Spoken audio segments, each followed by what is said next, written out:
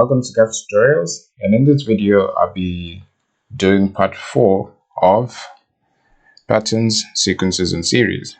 So this is the very first video which I am doing with my new software, and my handwriting has always been terrible, so bear with me in that regard. Even in this app it will be terrible, but the aim is to make sure that you actually understand the content, and that is basically our main focus, that you understand the stuff. So in part 4, what I want to do is I want to look at a few examples, and these examples are based on the stuff which you did in part 1, part 2 and part 3. So we're going to start with arithmetic sequences. So basically we want to do examples which are related to arithmetic sequences, and here is the question. So the question says you have 12 and 10.5 as the first two terms of a sequence, right? And the question that follows, so part A says determine the 21st term. And the second question says which term will be equal to minus 51. So these are the two questions which we have. Oh, that is terrible. My handwriting is terrible. And also I'm just learning how to use this stuff. I just got it yesterday, literally yesterday, but that should be fine.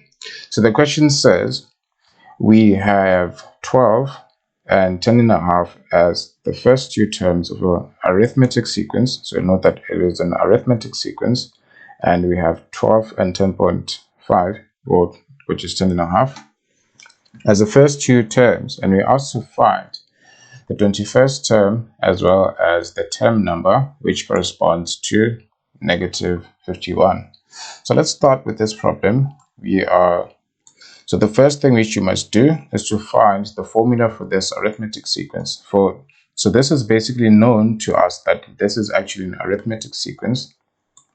And so to continue, we are going to find the formula of our arithmetic sequence. Right? That is what we basically want to do at this point. So if you check the two numbers which we have so far, to move from 12 to 10.5, you actually decrease the value of 12 by 1.5, that is. So which means our D, which is the difference, is equals to negative 1.5, right? And the first term of this sequence, we are told that it's actually 12. So these are the first two terms. So the first term is 12. So now we have an A. We have an A which is equals to 12. So now I have these two variables, and we can just substitute them into the equation which we have above.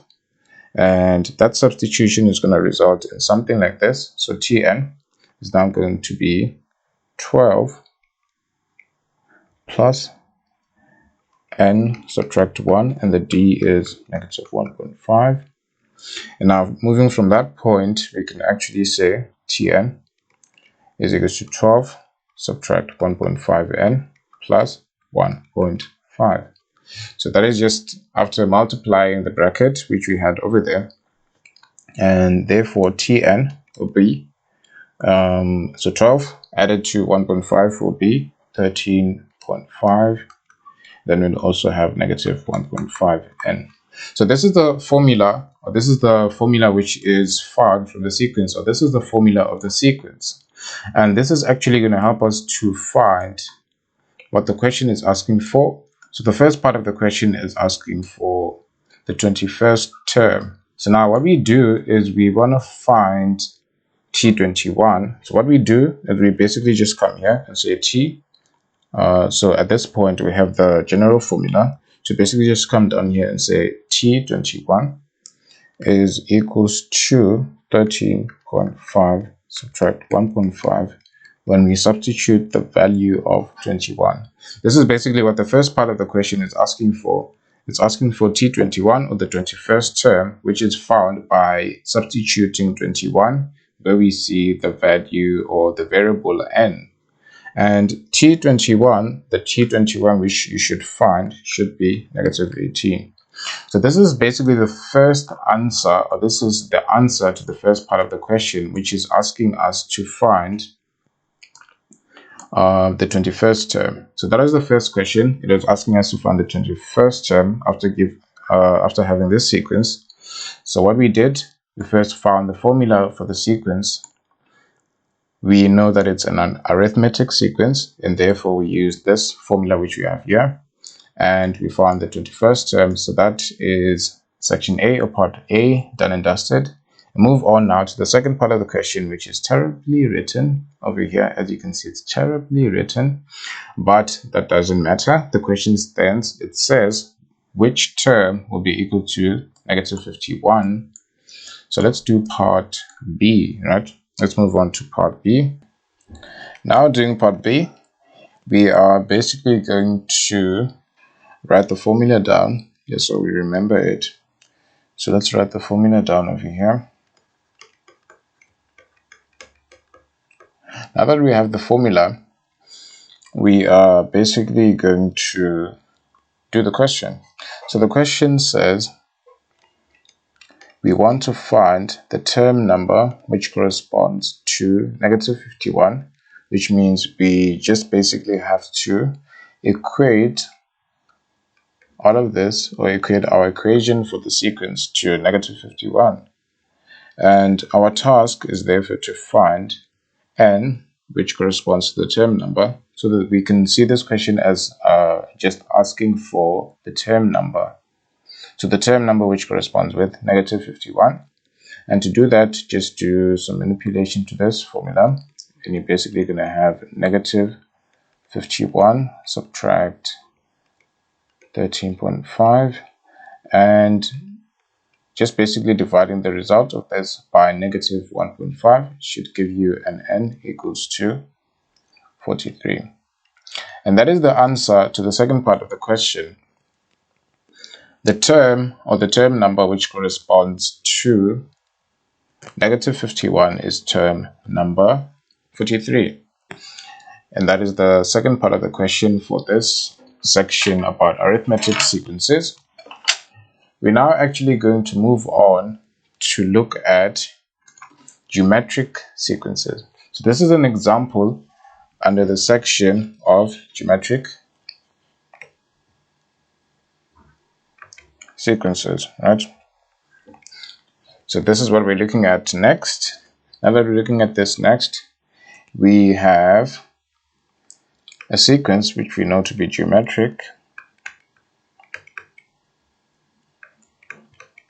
given to us like this. And this sequence over here has a question attached to it. And the question says, calculate the value or values of the common ratio r, and they actually want an r which is greater than 0. So what is r? And your answer should actually have an r which is greater than 0. So you can actually find two r's, which we're going to possibly find, but the question is specifically asking you for the r which is positive, right? So to answer this question, we first have to find the value of x, because we only have variables over there. And with those variables in this sequence, we can't exactly tell what the value of r is. And remember that r is the ratio of consecutive terms. For example, the second term divided by the first term, or the third term divided by the second term. So that is where our ratio is going to come from, and that is basically what we're going to do.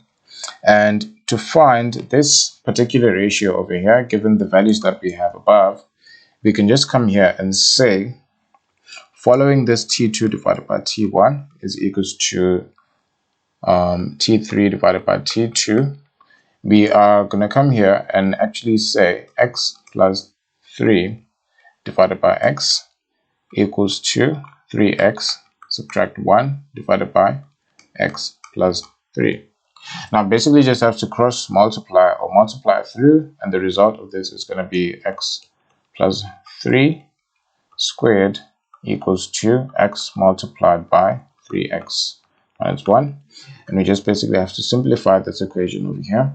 And simplifying this equation, we expect to get x squared plus, so x squared plus, we just undo that, x squared plus, this is terrible, x squared plus 3x multiplied by 2, which is going to be 6x plus 9 is equals to 3x squared subtract x. Now rearranging and taking this x squared to the other side of the equal sign, which is on this side, you're basically going to have, so let's basically take everything here to this side of the equal sign and equate everything obviously to 0. So after doing that, basically you're just going to have 2x, so we're going to have 2x over here, 2x squared subtract 7x subtract 9 is equal to 0. And now our task is to find the value of x, right? So there are quite a few ways which you can find this value, but the simplest way would be to use the formula x is equal to minus b plus or minus square root of b squared subtract 4ac, and all of that divided by 2a. And the two values for x which you should find are x is equal to 4.5 or x is equal to -1. Now that we have these two values for x, we can just basically use one of the values or one of the ratios here to find the actual ratio which we're looking for, which is r. So r can be said to be the second term divided by the first term, or you can either take this one, doesn't really matter. You can also take this one and have it in your calculation for r.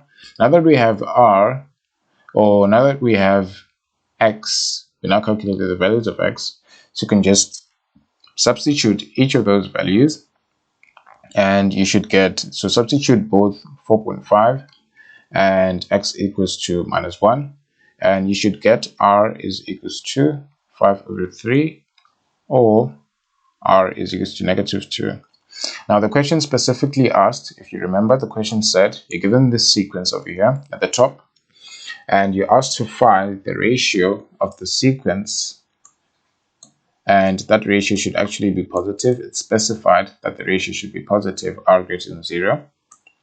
And from the values which we just calculated, r equals to 5/3 and r is equals to -2, you can see that the correct answer to this question is actually r is equals to 5/3. So for the given geometric sequence, we can actually conclude that the ratio which they're asking for is r is equals to 5/3. And that is the answer to that question about geometric sequences. So you just had a sequence and they asked you to find the ratio of the sequence. Now moving along, we are basically going to do the last section in terms of examples, and that section is sigma notation. So sigma notation. So now I'm going to do an example under sigma notation basically, and the question is as follows. So we asked to evaluate this over here. So given the sigma and the top boundary or the top value is 4 and the starting point is k equals to 2, and we have a formula over here to k subtract 1. If you remember from one of the videos which I did, I actually did something similar to this. So 2k, and we asked to compute this. This is basically asking for the sum of the values which you get after substituting the values from 2 to 4. So you basically add everything. Let's do that. So here's one way you can actually solve this. Just say 2 and then substitute 2, subtract 1. And all of that added to 2, substitute the next term, which is 3, and subtract 1. And then add 2, multiply by the last term, which should be substituted, subtract 1. And the values which you get, so here you have 4 subtract, so all of this is equals 2, so you have 4 subtract 1, which is 3. Then here you have 6 subtract 1, which is 5. Then over here you have, this is 8 subtract 1, which is 7. And the sum of all of this should be 15. So 3 plus 7 is 10, added to 5 is basically 15. Now here's another method which I discussed in my previous videos. The next method, as you can see here, the starting point is at 0. So we won't have the case 1 of the video which I explained. So you can basically just find the sum of all of these using the sum or the summation formula which you form. So first you have to identify that this is an arithmetic sequence, right?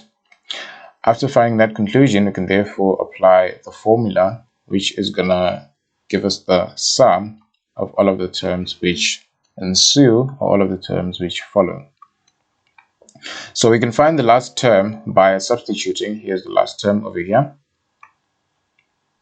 We can substitute, and we know that that last term is 7, so we can just substitute the 7 over here and substitute everything else. The first term of the sequence is basically this one over here, which is 3, so we're going to substitute 3 over there.